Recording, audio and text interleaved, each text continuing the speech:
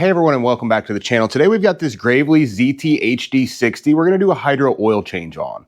And we always recommend using the service kit and OEM hydro gear parts and oil. This kit comes with everything you need for the ZT 2800, the 3200, the 3400, all the way up to the 3800. It comes with 5 quarts of oil, it comes with your 2 oil filters, and then it comes with a pump and a couple fittings in case you need those for your model. This has external expansion tanks on it, so we're not going to need to use those fittings or that pump, but I'll show you how to do it no matter what your maker model is. It's all the same process. Don't forget to hit those like and subscribe buttons as we go along if you enjoy the content.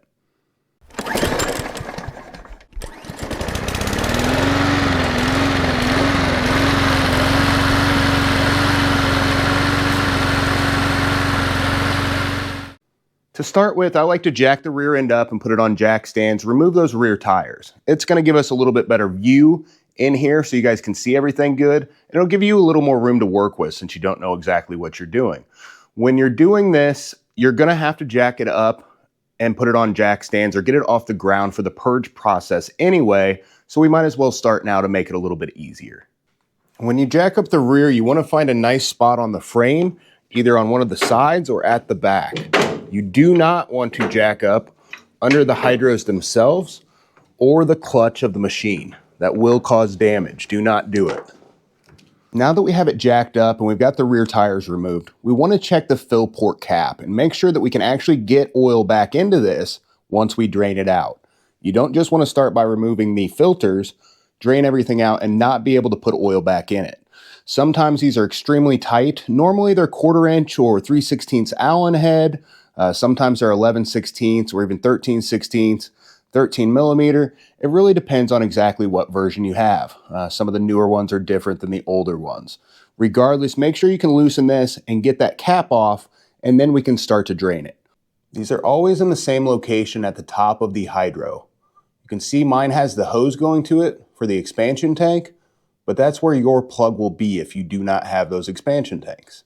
If yours has the expansion tank and it goes into that top port plug on the side like ours does, you'll have to actually remove the fill port plug from the top of the hydrostat.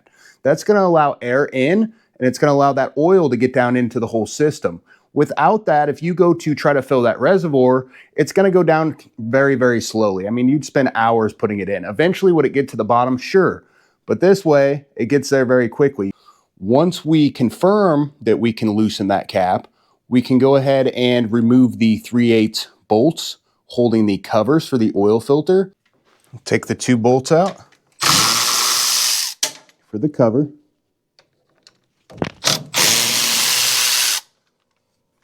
And then we want to spend some time cleaning all this up. You don't want to leave any of that there before we put the new filter back on.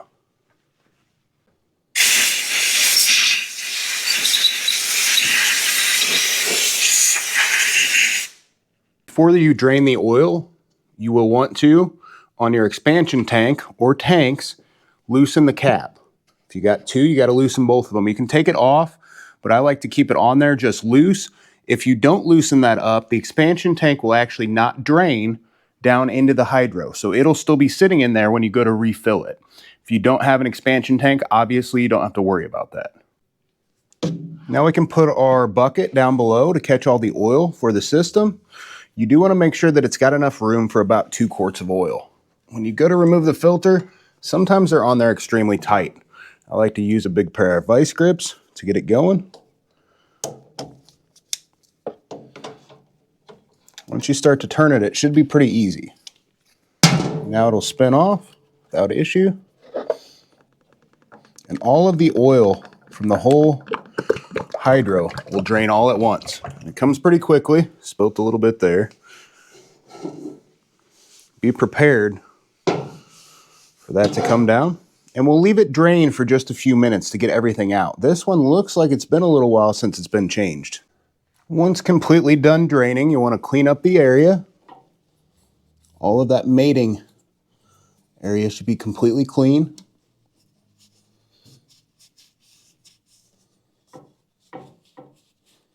And then we're going to put a little bit of a coat of an oil on the mating surface of the new filter.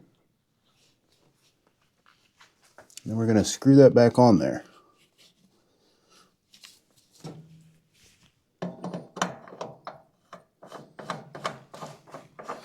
Once it makes contact, you want to go about 3/4 to a full turn more to get it completely tight, but you just want to hand tighten it. You don't want to use anything like a pair of pliers or anything to tighten that up. Hand tight is plenty. Now we can reinstall our cover.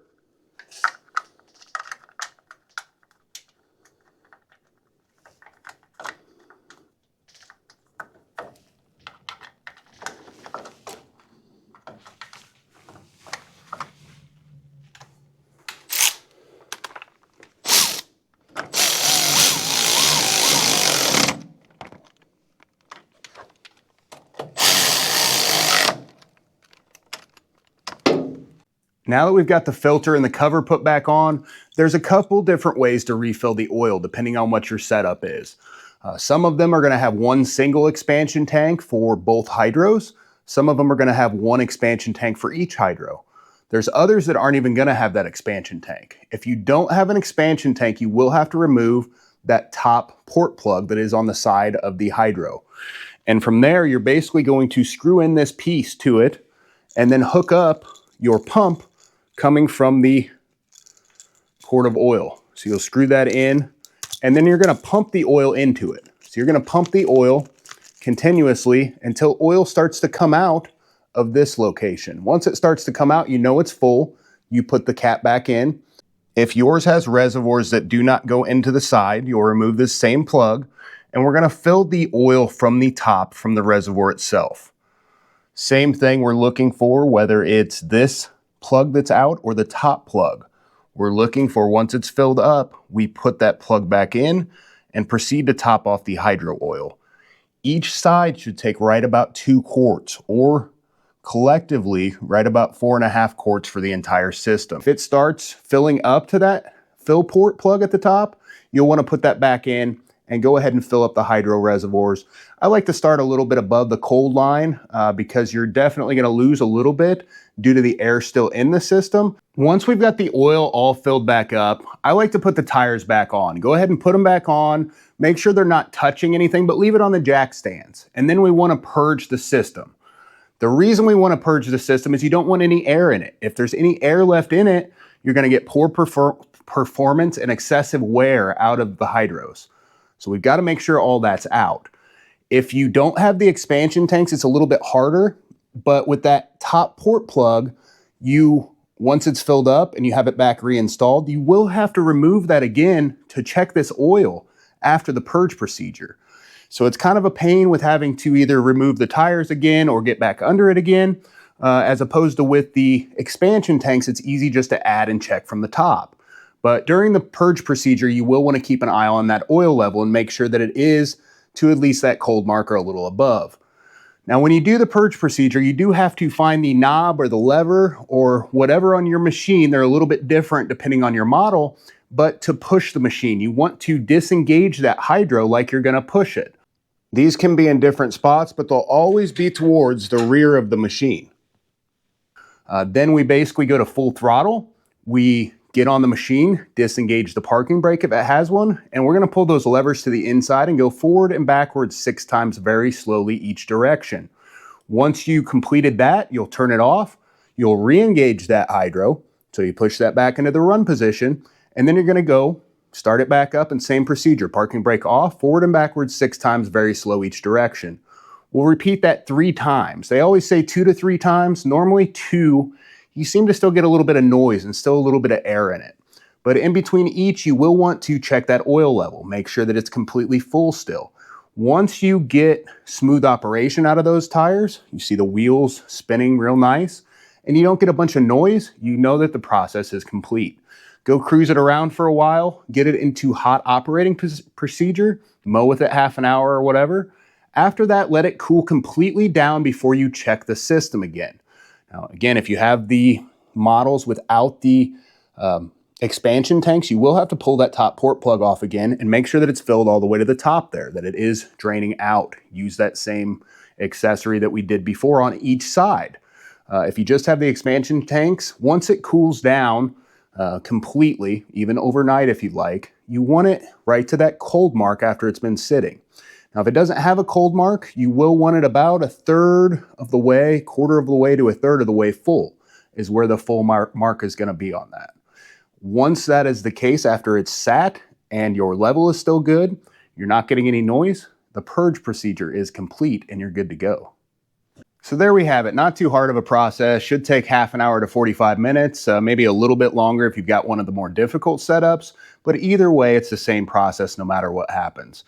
We normally like to do this at 75 hours for the break-in and then every 200 to 300 hours afterwards. Hydro Gear recommends a little bit longer span than that after the initial break-in, but we'd rather do it a little bit more often. You're going to get more life out of them if you do that. It looks like this one went a little bit over that. That or likely didn't get the break-in originally changed.